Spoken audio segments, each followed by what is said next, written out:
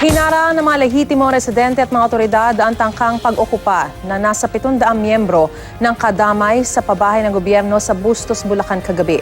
Bagamat umatras, nag-iwan ng banta ang grupo. Ang mainit na balita hatid ni Katrina Son. Mag-aalas 8 kagabi nang lumusob ang mga miyembro ng grupong kadamay sa panibagong housing complex ng gobyerno sa Bustos, Bulacan. Sa tala ng Bulacan Police, nasa 700 umano ang dumating sa lugar sakay ng nasa mahigit 20 jeep. Pero gamit ang fire truck at mga barangay patrol, naharang sila ng mga otoridad. Tumulong din sa pagharang ang mga lehitimong residente ng Bustos Heights na pawang mga sundalo at pulis. Ayon sa nakausap ko kanina, 15,000 daw sila. Bali, yung lahat ng unit sa Pandi ay na-okupa na ng mga kasama nila at yung lahat na nagpunta rito ay ayon sa kanila ay wala pang bahay. Pero hindi nagpatinag ang grupo at binalak pang matulog sa kalsada kaya nagdagdag ng puwersa ang pulisya.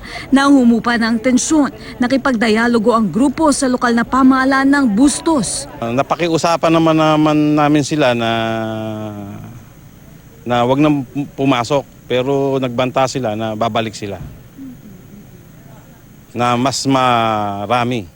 Matapos ang dialogo, humiling ang mga kadamay na bigyan sila ng masasakyan pabalik ng Pandi kung saan naroon ang kanilang mga kasamahan. 3 truck naman ang dumating sa lugar na siyang sinakyan ng grupo. Kahapon sumugod ang mga militante grupo sa tanggapan ng National Housing Authority sa Quezon City. Panawagan nila sa NHA, huwag paalisin ang mga miyembro ng kadamay, huwag ipilit ang eviction o pagpapaalis sa mga inokupang bahay at huwag daw pag-initan ang kadamay. Sa 5 taon na itinayo ang mga bahay na yan at walang nakatira, anong nangyari doon sa sinasabi ng NHA na mayroong pinaglalaanan? Merong problema, no? Merong problema sa bahagi ng gobyerno kung bakit hindi natirhan yung mga bahay na yan. At ngayon na merong gustong tumira, bakit hindi nila kilalanin yung mga nandiyan na? Katrina Son, GMA News.